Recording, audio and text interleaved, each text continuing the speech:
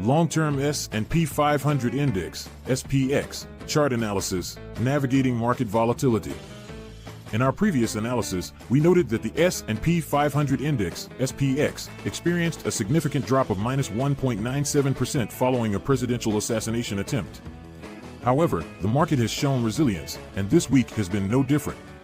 Despite early week declines, a strong rebound on Friday helped mitigate losses, resulting in a weekly decline of just -0.83%. Let's delve into the latest developments and what they mean for investors employing the conservative S&P 500 strategy. Weekly recap, a tale of two halves. Early week declines. The early part of the week saw continued losses for the SPX, driven by a mix of economic data releases and investor sentiment. Technology stocks, which had been the market leaders, saw significant sell-offs, contributing to the overall downturn. Friday's rebound. However, a substantial rally on Friday, fueled by positive economic data, helped erase much of the week's earlier losses. The S&P 500 Index, SPX, ended the week down by -0.83%, a marked improvement from midweek lows. The conservative S&P 500 strategy, staying the course. Strategy overview. The conservative S&P 500 strategy is designed to protect investors from bear markets by focusing on long-term chart analysis.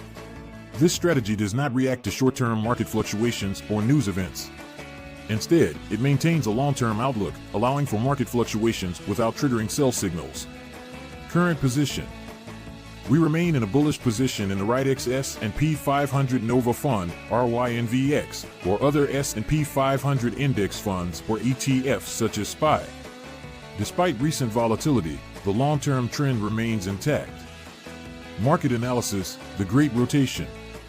Small caps versus tech stocks. The financial news channels have dubbed the current market environment the Great Rotation, highlighting the shift from technology stocks to small caps and value stocks. The Russell 2000 Index, RUT, of smaller stocks outperformed the SPX over a 7-day period, marking the largest margin since 1986. Economic data highlights. Inflation and interest rates. Friday's rally was partly due to new data indicating easing inflation, reinforcing expectations for a September interest rate reduction. The PCE reading, the Federal Reserve's preferred inflation measure, met expectations, though the core rate slightly exceeded forecasts. GDP growth. The U.S. economy grew at an annualized rate of 2.8% in Q2 2024, significantly above expectations, driven by robust consumer spending and private investment. Employment and manufacturing. Despite a decline in unemployment claims, the manufacturing sector showed signs of contraction, with the composite manufacturing index falling for a second consecutive month. Market breadth and investor sentiment. The New York advanced decline line closed the week near its highs, indicating strong market breadth. Investors are pricing in a nearly 100% chance of a rate cut in September, with high expectations for additional cuts later in the year. Key economic reports. Several important economic indicators were released this week, providing insights into the health of the U.S. economy. Chicago Fed National Activity Index decreased to +0.05 in June 2024. Existing home sales fell 5.4% in June, the sharpest decline since 2022. Composite Manufacturing Index declined to -17 in July 2024.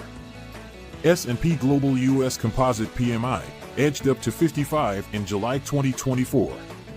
New single-family house sales fell 0.6% in June 2024. Durable goods orders slumped 6.6% month-over-month in June 2024. Personal income and consumer sentiment showed mixed signals, with personal income rising by 0.2% and consumer sentiment remaining low at 66.4. Conclusion: bullish outlook. The SPX position in the conservative S&P 500 strategy remains bullish. While there are signs of rotation within the market, the long-term trend continues to support a positive outlook.